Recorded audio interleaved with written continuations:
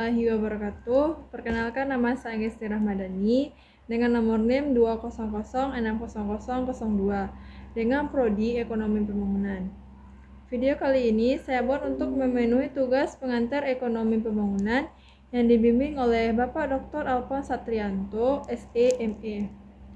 Baiklah, pada video kali ini saya akan menjelaskan materi mengenai teori dorong kuat atau Big Fast Theory. Tesis Royston-Rondon.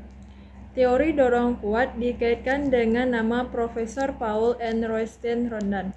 Menurut tesis ini, untuk mengulangi hambatan pembangunan ekonomi negara terbelakang dan untuk mendorong ekonomi tersebut ke arah kemajuan, diperlukan suatu dorongan kuat atau suatu program besar yang menyeluruh dalam bentuk suatu jumlah minimum investasi. Memacu suatu negara menuju swasembadaya adalah sedikit mirip dengan kapal terbang yang tinggal landas. Teori ini menyatakan bahwa cara kerja sedikit demi sedikit tidak akan mendorong ekonomi dengan berhasil pada lintasan pembangunan.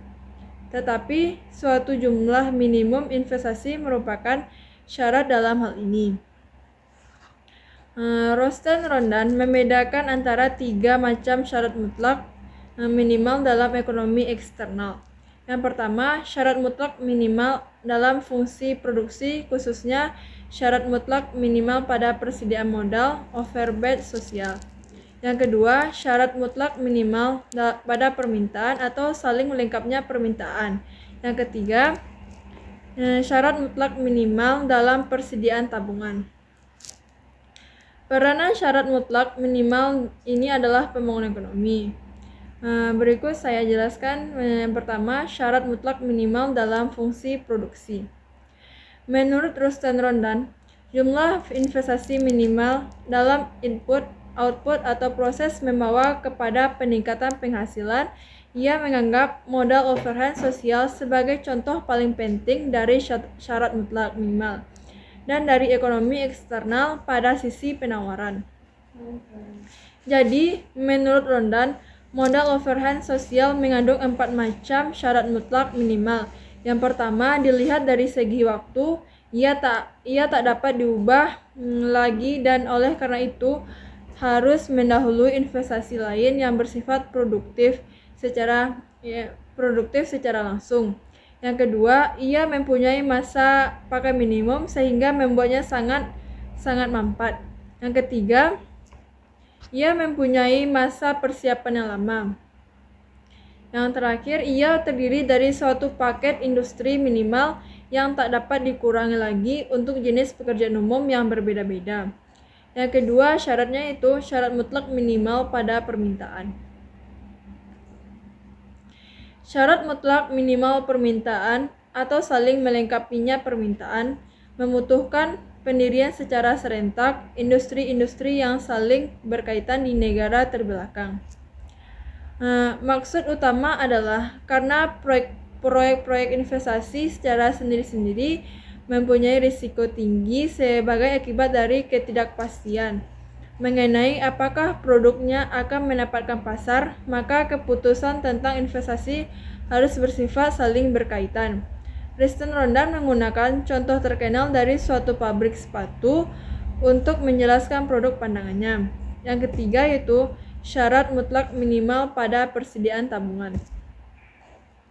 Suatu jumlah minimum investasi membutuhkan suatu jumlah tertentu tabungan. Jumlah tabungan ini tidak mudah dicapai oleh negara terbelakang yang miskin karena sangat rendahnya tingkat pendapatan untuk mengatasi hal ini. Maka ketika pendapatan meningkat sebagai akibat peningkatan investasi, tingkat tabungan marginal diusahakan agar lebih tinggi daripada tingkat rata-rata tabungan. Selanjutnya yaitu penilaian.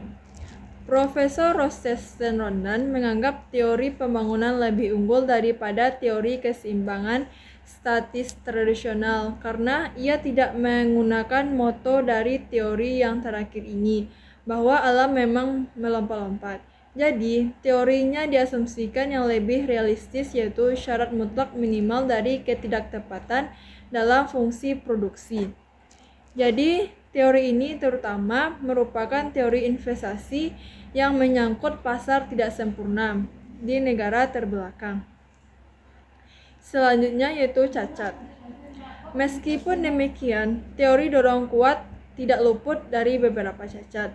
Yang pertama yaitu mengabaikan investasi di bidang ekspor dan impor pengganti. Maksudnya yaitu teori investasi dorong kuat di bidang overhead sosial memang benar. Dalam hal ini, ia dapat menciptakan ekonomi eksternal yang luas. Dari ekonomi eksternal yang timbul dari dorong kuat tersebut, di atas kehilangan alasan pembenarannya karena jenis investasi di bidang ekspor dan pengganti impor. Seperti itu tidak memerlukan ekonomi eksternal. Selanjutnya itu yang kedua, mengabaikan investasi yang bersifat pengurangan biaya. Kendati di dalam produksi lokal, barang-barang konsumsi dan sebagian besar pekerjaan umum, ekonomi eksternal yang potensial hanya sedikit saja dapat terwujud. Investasi di bidang-bidang yang permintaannya cukup analitis lebih bersifat mengurangi biaya daripada memperluas output. Karena ekonomi eksternal tumbuh dari perluasan output industri sebelumnya, maka dalam hal investasi yang bersifat pengurangan biaya, ekonomi eksternal tersebut tidak diperlukan. Selanjutnya, mengabaikan investasi di sektor pertanian. Bagi negara terbelakang yang berorientasi pada pertanian, aplikasi teori investasi dorong kuat secara besar-besaran di bidang pengairan, fasilitas angkutan land farm melalui peralatan yang lebih baik, pupuk dan lain-lain adalah sama pentingnya seperti investasi pada industri-industri lainnya. Yang keempat itu menyebabkan tekanan inflasioner. Investasi di bidang overhead sosial dalam jumlah yang minimal pun ternyata sangat mahal. Modal overhead juga mempunyai rasio modal output yang tinggi dan masa persiapan yang sangat lama. Ini membuat tugas pembangunan di negara terbelakang menjadi lebih sulit dan lebih lama. Karena negara tidak mempunyai sumber keuangan yang cukup untuk menyediakan modal overhead yang diperlukan bagi dorongan kuat. Yang kelima yaitu investasi rendah membawa peningkatan besar di bidang output. Analisis statistik pembangunan ekonomi dunia Profesor John Adler menunjukkan bahwa investasi yang realistis rendah memberikan hasil yang baik dalam bentuk penambahan output. Jadi, tidak hanya bukti yang dapat meyakinkan bahwa dorongan kuat pada investasi merupakan suatu persyaratan bagi pembangunan ekonomi negara terbelakang. Yang keenam yaitu dorongan kuat didasarkan pada investasi yang dimotori oleh negara. Profesor Rosenstein sendiri mengemukakan bahwa lantaran pasar di negara terbelakang bersifat tidak sempurna, maka mekanisme pasar bukan merupakan sistem persyaratan yang baik. Jadi, perlengkapan administrasi dan kelembagaan pada perekonomian seperti itu lemah dan tidak efisien. Yang terakhir yaitu bukan fakta sejarah. Tesis Profesor Rondan adalah sejenis resep untuk mendorong maju negara terbelakang ke jalur cepat. Pada saat ini, ia bukan suatu uraian sejarah mengenai bagaimana pembangunan pernah berlangsung. Menurut sejarah, keberadaan atau absennya suatu dorongan kuat tidak merupakan ciri pertumbuhan yang istimewa dimanapun juga. Hanya itu presentasi dari saya. Wassalamualaikum warahmatullahi wabarakatuh.